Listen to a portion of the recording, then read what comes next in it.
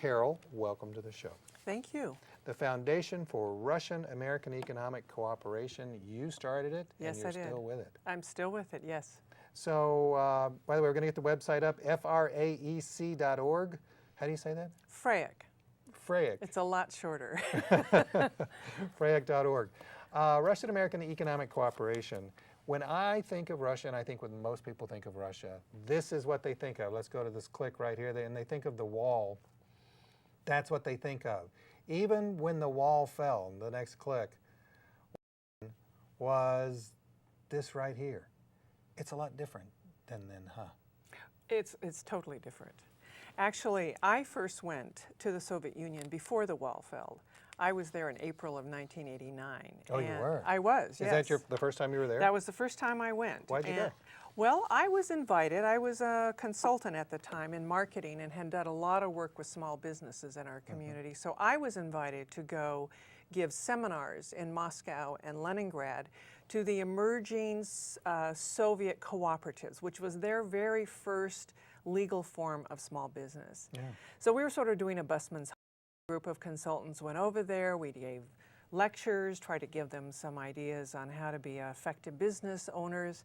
And I was personally so transformed by the experience. I could feel the change. You could just feel it. Are you Russian? No, I have no Russian heritage whatsoever. Really? No, none whatsoever. I did. What was interesting, though, is the organizers didn't know that when I signed up for French in high school, they gave me Russian.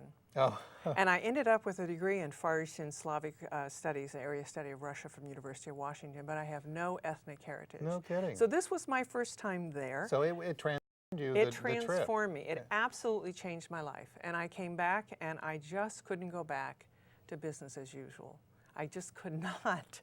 And so that's when we decided to start this organization that was at that time named the Foundation for Soviet-American Economic Relations. Well, I mean, again, growing up, I mean, it was Boris and Natasha. Yes. And this is, I mean, and Bullwinkle was my favorite cartoon of all time. And this was the map that I grew up with and that I studied.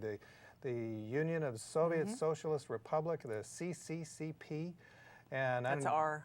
And I never even knew what that stood for. But this is Russia today. Let's go to these clicks. Gorgeous, Yes. gorgeous country. And then the next click, if we would go to, I mean, this is from the outer areas, just absolutely gorgeous, huge country. And when we talk about economic cooperation, is there cooperation going from both sides? Absolutely. It is not as large as we would all like it. I think the most recent summit, President Obama and Medvedev both said that we need to grow this relationship.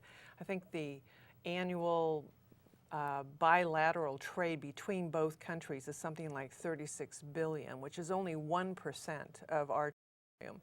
But it is an important market and there are a lot of opportunities there for organizations. So it is important to explore. Well, there is someone, he's Hungarian by birth, he is American by adoption, who has been in the middle, in the woodpile, if you would, of this entire relationship for a long time. Let's go to a Time article from November of 1997. The headline is Soros to the Rescue Again. Let's go to the click. American financier George Soros shocked Moscow and the West with a pledge to pump up to $500 million of his personal fortune into needy Russian health and education programs over the next 3 years.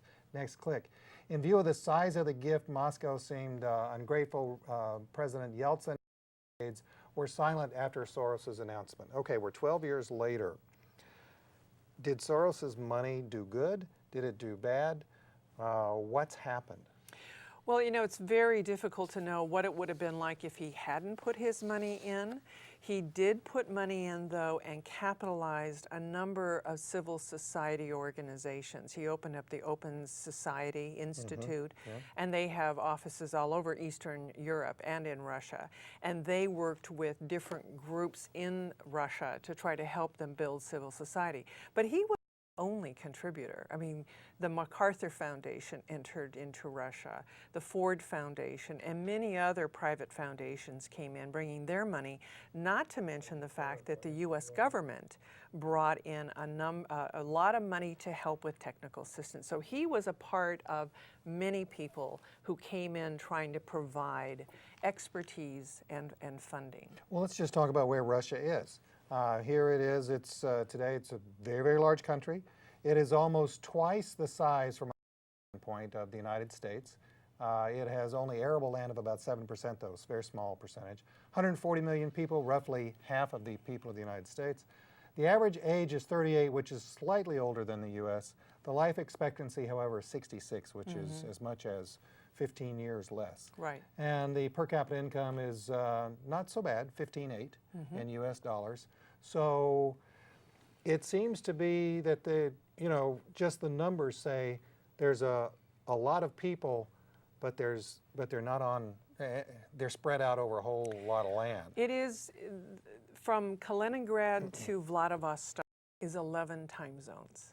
Wow. I think that puts it in perspective Now, for a lot of people. Vladivostok's over near Japan. Yes, it's in the Russian Far East, and Kaliningrad is near Europe. It takes 9 hours nonstop to fly from Moscow to the Russian Far East. It is a very big country.